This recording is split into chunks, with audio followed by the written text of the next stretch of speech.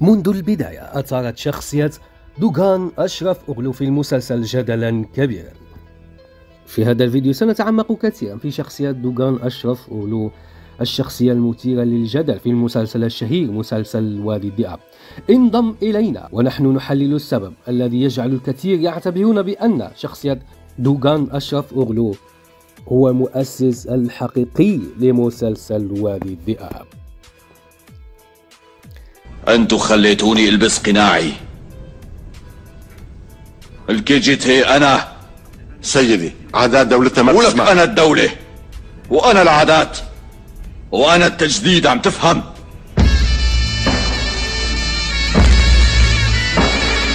السلام عليكم ورحمة الله تعالى وبركاته. أهلا وسهلا أعزائي متابعي قناتنا وادي الذئاب الفوضى، وحلقة جديدة، وهذه المرة مع المؤسس الحقيقي لعملية وادي الذئاب السيد دوغان أشرف أوغلو. إذن فعلى بركة الله نبدأ.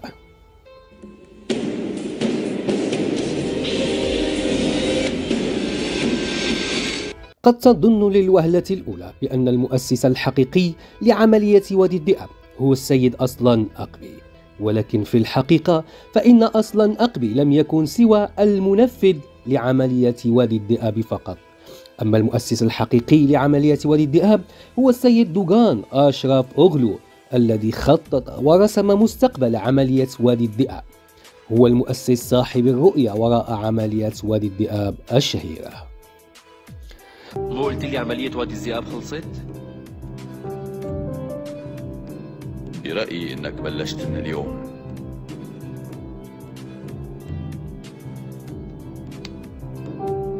أنت قدمت كتير لهالوطن.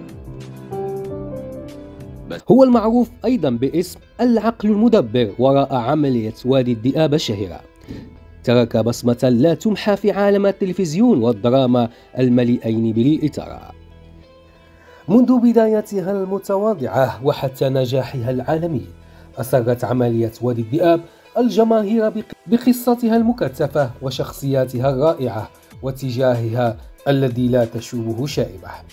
مهدت رؤية دوغان أشرف أوغلو المبتكرة الطريقة لنوع فريد تماما يمزج بين التشويق والدراما بشكل لا تشوبه شائبة. إن قدرة دوغان أشرف أوغلو على توحيد مجموعة متنوعة من الأفراد المهمة وتكوين رابطة قوية وغير قابلة للكسر هي شهادة على الكاريزما التي يتمتع بها وقيادته الحكيمة.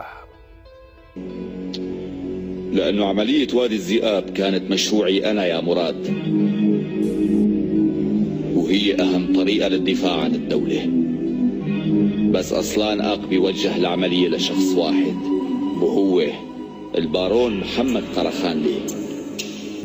لأنه عملية وادي الذئاب انتهت، مفهوم؟ دوغان أشرف أوغلو قام بتدريب محمد قرخانلي وأصلان أقبي الذين كانوا ضباط مخابرات عمل لصالح الدولة تحت إشراف السيد دوغان أشرف أوغلو.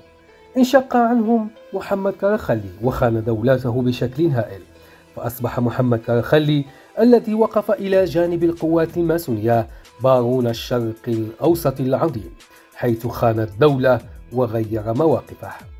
وباع صديقه المقرب أصلان أقبي، وبسبب محمد قرخانلي استشهد شقيق أصلان أقبي وخطيبته ليلى أثناء الخدمة. فكانت خطة أصلان أقبي هي تدمير عائلة القرخانلي، فقام بخطف ابن البارون قرخانلي منذ طفولته، وبعدها زرعه بقلب المافيا. دوغان فتش عن الموضوع، وبعد وفاة أصلان قدر يثبته، ويلي خطف ابني هو أصلان أقبي. ليش؟ لأنه مفكر إني أنا قتلت أخوه، وأنا مالي أي علاقة.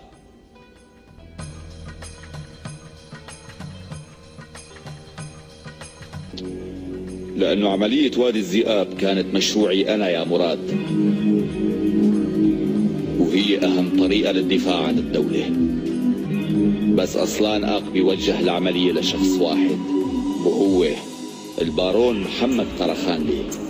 خطة أصلان أقبي لم تتوقف فقط على مراد علمدار لتدمير عائلة الكرخلدي، بل كان أصلان يعلم أيضا أنه توجد عائلة أخرى تابعة للماسونية داخل تركيا. فقد أعاد السيناريو نفسه مع عائلة كوزوداك لتدمير عائلة واهب وابنه فهمي، فقد زرع يوسف داخل عائلة كوزوداك ليدمرها. دوغان أشرف أغلو رغم أنه المؤسس الحقيقي لعملية وادي الذئاب، لكن لم يكن يعرف بأن مراد هو ابن الكرخلي.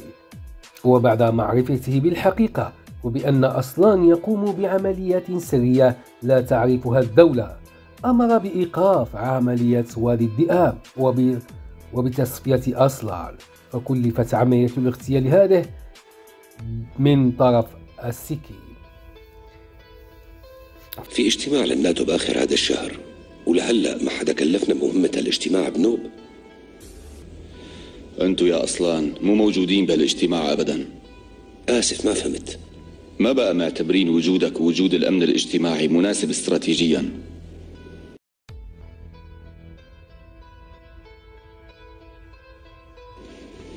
يعني تقاعد مبكر؟ ما في تقاعد بخدمة الوطن يا أصلان.